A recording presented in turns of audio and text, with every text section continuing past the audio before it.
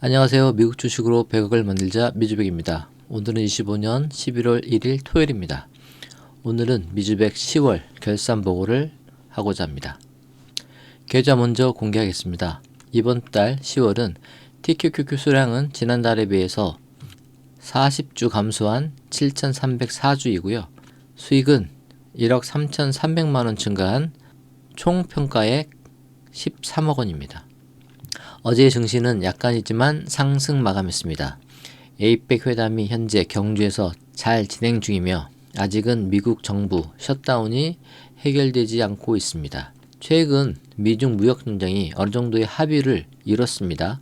다행이죠. 하지만 아직도 1년간 유예되었을 뿐 완벽한 해결도 되고 있지 않지만 그래도 최근 10월달 미 증시 많은 상승을 보여줬습니다. 먼저 S&P 한 달 동안 매물 보면 엄청난 상승을 보여줬죠. 구글의 상승이 가장 두드러졌습니다. 한 달 동안 14.36% 상승. 그리고 시총 1위인 엔비디아도 7.2% 상승. 애플도 5% 넘게 상승했고 아마존 9.8% 상승. 브로드컴 9.3% 상승했습니다. 메타가 10% 하락을 제외하고는 많은 빅테크 기업의 상승이 두드러졌습니다. 현재 미국 증시 시가총액은 엔비디아가 약 5조 달러, 어마어마하죠. 4조 달러를 넘은 지 얼마 안 되었는데 말이죠.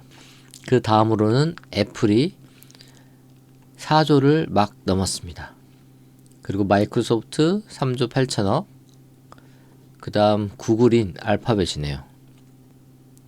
이번 달 발표한 중요 지표로는 FOMC에서 금리 인하를 단행했죠. 지난 9월에 금리 인하를 거쳐서 10월에도 또 한 차례 25bp 금리 인하를 했습니다. 시장에서 환호를 했지만 파월의 다음 12월 금리 인하에 대해서 조심스럽게 부정적인 표현이 부각되어서 시장이 더 이상 상승하지 못하고 있는 상황입니다. 현재 기준 12월 금리 인하 가능성은 약 63%입니다. 채권 시장의 중요 지표인 10년물 채권금리는 조금씩 하락을 하다가 최근 반등했습니다. 하지만 추세적으로는 하락 추세인데 당연히 금리 인하 영향이겠죠. 아까 말씀드린 대로 패드와치를 보면은 12월 금리 인하 가능성 63%이고요. 만약 12월에 금리가 동결된다면 다음 1월달 금리 인하 가능성이 높아질 것입니다. 1개월 동안 지수 변화를 살펴보면 다우가 2.42% 상승, 나스닥 4.26% 상승, S&P 1.92% 상승, 국내 코스피 어마어마합니다. 18.86% 상승했습니다. 국내가 압도적으로 높습니다. 그리고 CNN에서 발표한 공포지수는 현재 35 공포 단계입니다. 유가는 현재 배럴당 60.98달러입니다. 추세적으로 크게 오르지 않고 있는 상황이라 인플레이션에 영향을 덜 끼치고 있습니다. 하지만 환율은 최근 한 달간 많이 상승했습니다. 이번 에이펙 회담에서 한미 관세 협정이 거의 마무리됨에 따라 앞으로 환율이 어떻게 변할지 모르겠지만 추세적으로 달러 강세, 원화 약세 기조가 지속되고 있는 상황입니다. 그리고 한 달 동안 원화 대비해서 달러가 1.92% 상승했습니다. 그래서 이번 TQQQ는 1개월 동안 11.31% 상승했고요. 엄청나죠? 그리고 미주백에서 현재 단기로 투자하고 있는 TQQQ RSI 투자는 이번 10월에 20회차, 21회차 두 차례에 걸쳐서 수익 실현을 했습니다. 20회차는 10월 8일, 21회차는 10월 23일 각각 수익 실현을 했고요. 미주백의 와이프 둘 다 8배수로 투자하고 있고요. 수익금은 211만원, 212만원, 그리고 212만원, 243만원. 그래서 총 수익금은 약 900만원입니다. 현재 매일매일 제 유튜브 게시판에 매수 내역을 공지하고 있으니 함께 하실 분들은 참조하시기 바랍니다. 다시 한번 이번 달 미주백 계좌를 말씀드리겠습니다. 한 달간 TQQQ 11%의 상승과 환율 약 2%의 상승으로 총 평가금은 1억 3,300만원 상승했고요. 요약하자면 TQQQ 수량은 40주 감소한 7,304주, 평가액은 1억 3,300만 원 증가한 총 평가액 13억 원입니다. 그리고 월 결산이니만큼 연금저축 IRP 내용도 포함시켜 보겠습니다. 연금저축 IRP 현재 3년차, 원금은 5,400만 원 동일하고요. 수익금 2,184만 원, 수익률 40%, 총 평가액은 7,584만 원입니다. 지난 9월에 비교해서 471만 원 상승했습니다. 이것은 미주백 연금저축 IRP고요. 이것은 와이프 연금저축 IRP입니다. 따라서 연금저축 IRP 모두 포함하면 총 평가액은 13억 7,800만 원입니다. 차트 보시면 수익금, 수익률, 총 평가액 계속해서 우상향 중입니다. 우리 미주백 가족 여러분, 이제 11월의 시작입니다. 날씨가 제법 쌀쌀하고 오늘은 어머니 모시고 사촌 동생 결혼식을 다녀왔고요. 오랜만에 친지들을 뵈니 좋았습니다. 다들 나이가 드셔서 많이 늙으셨더라고요. 우리 미주백 가족 여러분, 다들 건강하시고 즐거운 하루하루 보내시기 바랍니다. 지난 10월도 모두 수고하셨고요. 11월에도 우리 모두 함께 하시겠습니다. 감사합니다. 미주백이었습니다. 오늘 정말 흥미로운 그리고 어쩌면 좀 위험할 수도 있는 주제를 가져왔습니다. 엄청난 수익률을 약속하지만 그만큼 논란도 뜨거운 투자 상품에 대해 깊이 한번 파헤쳐 보려고 합니다. 자, 화면에 보이는 이 숫자 한번 보시겠어요? 1923%. 네, 잘못 보신 게 아닙니다. 정말 어마어마한 숫자죠? 이게 뭐냐면요. 바로 TQQQ라는 단 하나의 ETF가 10년 동안 기록한 수익률입니다. 아니, 도대체 어떻게 ETF 하나로 이런 수익이 가능했을까요? 오늘 그 비밀을 샅샅이 파헤쳐 보겠습니다. 그래서 오늘 순서는 이렇습니다. 먼저 이 엄청난 약속의 정체를 알아보고 그 뒤에 숨어있는 치명적인 위험에 대해서도 이야기할 거예요. 그리고 나서 어떤 전략을 써야 하는지, 이 야수 같은 녀석을 어떻게 길들일 수 있는지 알아본 다음엔요. 마지막으로 이게 과연 강력한 투자 도구일지 아니면 그냥 도박에 불과할지 함께 따져보겠습니다. 자, 그럼 본격적으로 한번 시작해 볼까요? 첫 번째, 1923% 약속입니다. 도대체 이 펀드가 뭐길래 이런 수익이 나는 걸까요? TQQ는요, 레버리지 ETF라고 불리는 상품이에요. 좀 복잡하게 들릴 수 있는데 쉽게 말하면 금융 파생 상품 같은 걸 이용해서요. 기초 지수인 나스닥 100의 하루 수익률을 3배로 뻥튀기 하는 걸 목표로 합니다. 여기서 제일 중요한 단어, 바로 하루입니다. 1일 수익률, 이걸 꼭 기억하셔야 돼요. 장기가 아니라 딱 하루의 움직임을 3배로 쫓는다는 거죠. 이 레버리지라는 게 얼마나 강력한지 한번 보세요. 지난 10년 동안 TQQQ는 무려 1923% 올랐습니다.